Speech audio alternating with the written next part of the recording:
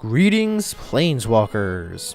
Commander 2016 is out and about, and while we are hard at work here brewing some new text for these new 4-color legends, we want to take a moment to talk about what we think are the best 5 new cards from the new set. Don't forget, if you enjoy this video and want to see more Commander 2016 videos, all you have to do is go tappity tap on that like button. It'll let us know to keep them coming. Starting off this list at number 5 is Conqueror's Flail. I will say this, I love Grand Abolisher. I don't like having to worry about my opponents doing things during my turn. This card can not only buff up my multicolor creatures by quite a bit, but as long as it's equipped to something, your opponents cannot cast spells. Ha! They can still do things with their cards that are already in play, but no more hand traps or nasty instants. Coming in at number 4 is Stonehoof Chieftain.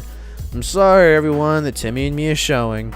An 8/8 with Indestructible and Trample is such a tasty little bomb, and any of your attacking creatures also gain Indestructible and Trample. That's a pretty fun card to run in my book, and even though it costs 8 mana to cast, it's in green, you can ramp to that. And you don't have to attack with the Chieftain to get its ability to trigger, so yes please. At number 3 is Fairy Artisans. I had to reread this card's ability quite a few times to quite understand it more because I don't understand anything in this game. But whenever a non-token creature hits the field on an opponent's board, you get a clone of it that's also an artifact. The downside is any other tokens that were created by the artisan are then exiled. So any enter the battlefield ability will get to benefit you as well. And of course, putting in an artifact deck can also have its own rewards. At number 2 is a very powerful card, Magus of the Will. If you can't tell by the card's ability or art, this is Yawgmoth's Will in creature form. Being able to cast cards from your graveyard is an absurdly powerful tactic, especially in a format like Commander where some strategies like to fill the graveyard with plenty of good stuff. It might be a more watered down version of Yawgmoth's Will, but it's still a potent card to work with. It gives you 2 versions of Yawgmoth's Will, just one's a creature, cool.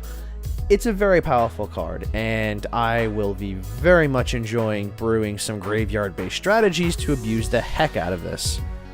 So, ha! Before we go into what our number 1 pick is, an honorary mention goes out to Armory Automaton. This card is especially good against Voltron decks, so if your opponents have plenty of equipments in play, you can swing in and snatch all of their equipment's abilities up until the opponent re-equips them to their own creatures again. Your opponent have a sort of blank and blank that's preventing your creatures from getting through, you can just take that and swing through and not have to worry about it for the moment.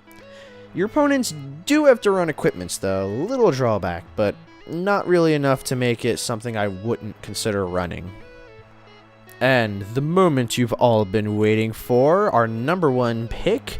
It's the card that sold me on getting the Atraxa deck in the first place, Deep Glow Skate, which actually isn't a skate, I believe it's a manta ray, but anyway, shut up me. The ability to double the amount of counters on anything and everything I choose that's a permanent is bonkers. Are you running Super Friends? This card can bring you that much closer to getting those ultimate abilities off.